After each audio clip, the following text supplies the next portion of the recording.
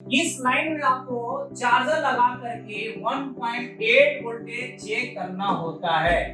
Charger लगा करके 1.8 voltage check करना होता है इस वाले लाइन में।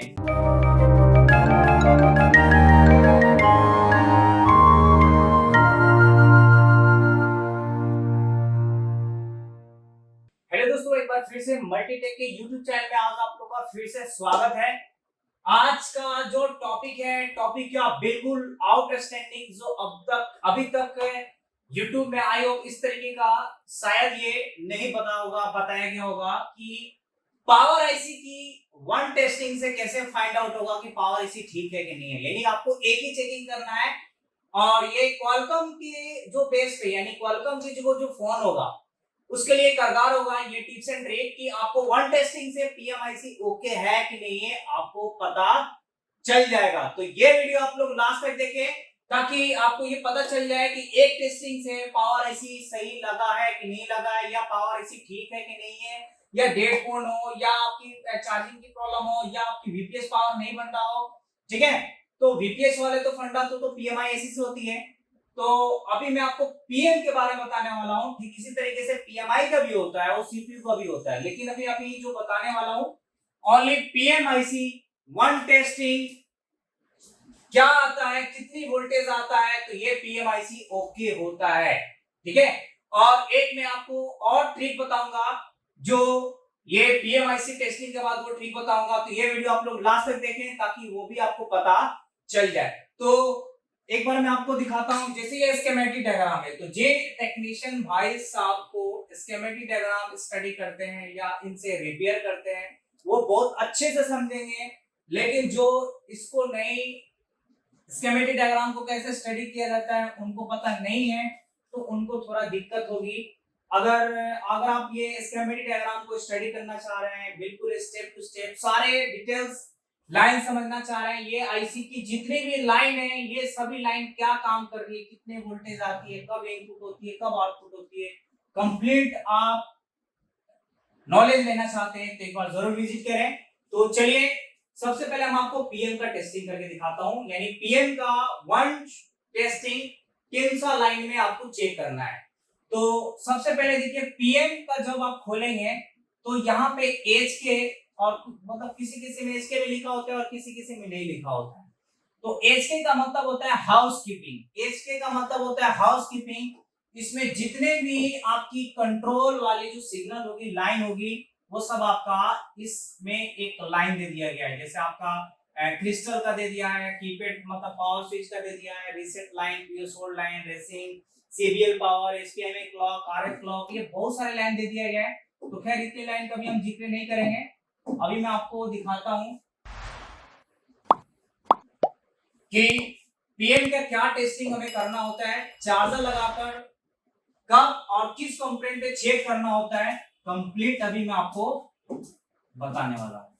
तो देखिए जब आप ये खोलेंगे तो आपको इस लाइन में, ठीक है, इस लाइन में यानी पीएम को खोलने के बाद आपको देखना है इसमें पावर ऑन रीसेट कहां लिखा है, पावर ऑन रीसेट कहां लिखा है। तो यहाँ पे देखिए 182 बॉल से पावर ऑन रीसेट एंड यहाँ पे लिखा हुआ है, और मैं आपको थोड़ा सा यहाँ पे मार्क करके दिखा देता हूं मैं ताकि आपको बिल्कुल अच्छे से नजर आए।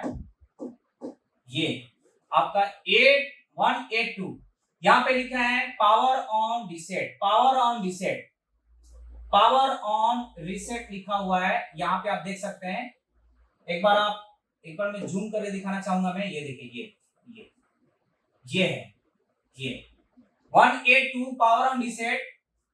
इस लाइन में आपको चार्जर लगा करके 1.8 वोल्टेज चेक करना होता है, चार्जर लगा करके 1.8 वोल्टेज चेक करना होता है इस वाले लाइन में। और इस वाले लाइन में लगा क्या है तो वो भी देख लेते हैं। इस वाले लाइन में क्या लगा है, देखिए 182 के लाइन में 182 देखिए ये लाइन ऊपर से इस तरीके से आई और यहाँ पे देखिए टेस्टिंग पॉइंट लगती है, और इस टेस्टिंग पॉइंट का पार्ट नंबर है TP122, TP122।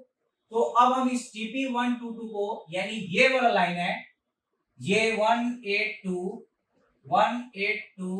पावर, ये लिखा है ना PM power on reset and, तो ये लाइन यानी ये टेस्टिंग पॉइंट है। और ये टेस्टिंग पॉइंट के पार्ट नंबर क्या है 1822 को हम कॉपी करेंगे और कॉपी करके अब हम ढूंढेंगे बोर्ड में। ठीक है, तो बोर्ड में ढूंढते हैं हम। ये आ गया हमारी बोर्ड, इसको बोलते हैं लेआउट, और लेआउट को हम पीसीबी यानी बॉडी मदरबोर्ड ही है। तो हम यहाँ पे आकर के उस टेस्टिंग पॉइंट को ढूंढेंगे और वो टेस्टिंग पॉइंट अगर मिल जाता है आपको चार्जर लगाकर उस टेस्टिंग पॉइंट पे वोल्टेज चेक करना है। उसी टेस्टिंग से आपको पता चल जाएगा कि पीएम जो है वो ओके का रिपोर्ट है। अब ओके में कितना ओके है ये भी आपको बाद में पता चल जाएगा। ये वीडियो को आप लोग लास्ट तक देखें। तो टेस्टिंग पॉइंट को अभी हम ढूंढेंगे कि वो टेस्टिंग पॉइंट,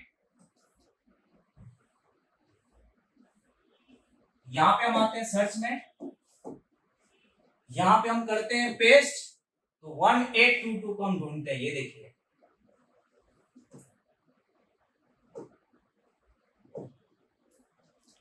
182 को हम ढूंढते हैं। देखिए ये रहा टेस्टिंग पॉइंट, ये टेस्टिंग पॉइंट है। मैं आपको जूम करके दिखाना चाहूंगा मैं, ठीक है। ये टेस्टिंग पॉइंट है, ये टेस्टिंग पॉइंट है। तो जैसे कि ये तो आपका मदरबोर्ड है Redmi 4X। अगर आप कोई भी फोन, मतलब कोई भी फोन हो, क्वालकॉम की आईसी लगी हो, आप स्कीमेटिक डायग्राम में जाइए और देखिए पीएम पावर एंड रीसेट की लाइन में क्या लगा है, या पिस्टल लगा है, या टेस्टिंग पॉइंट है, या रजिस्टर है। तो उसको कॉपी करके आपको लेआउट में ढूंढना है। जैसे ये 4X में जो पीएम पावर ऑन रीसेट यानी पीएम का जो टेस्टिंग पॉइंट है, जो वन टेस्टिंग से पता चल जाता है कि पीएम ओके है या नहीं है, वो टेस्टिंग पॉइंट यहाँ पे है। ये टेस्टिंग पॉइंट है। मैं आपको एक बार इसको डूडल करके दिखाता हूं मैं। ये टेस्टिंग पॉइंट है।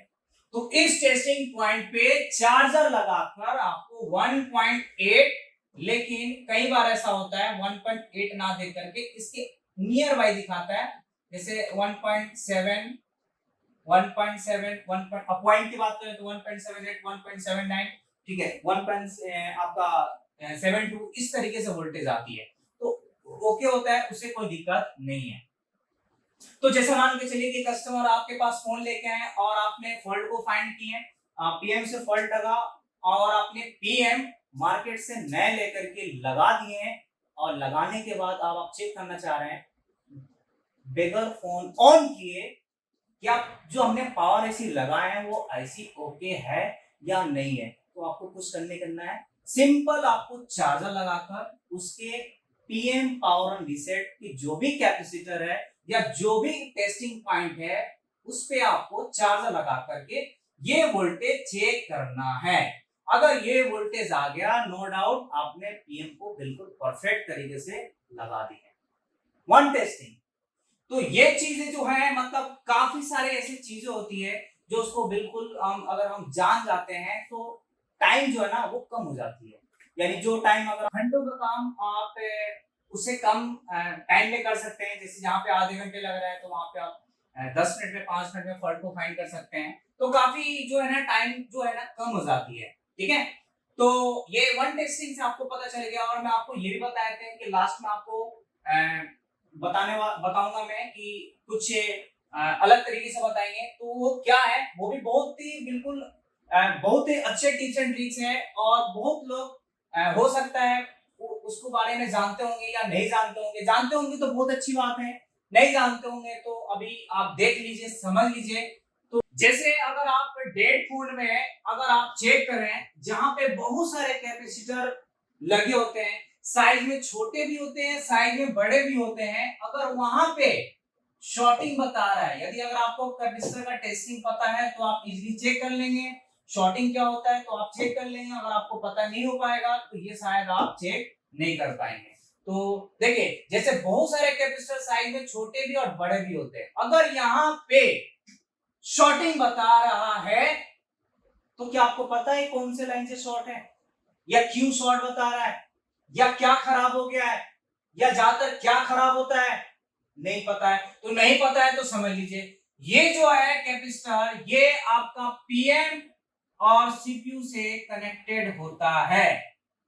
तो शॉर्टिंग की बात करें, बीच में क्या लगा है, कैपेसिटर लगा है। तो शॉर्टिंग की बात करें तो यहाँ पे कैपेसिटर भी हो सकता है, पीएम भी हो सकता है और सीपीयू भी हो सकता है।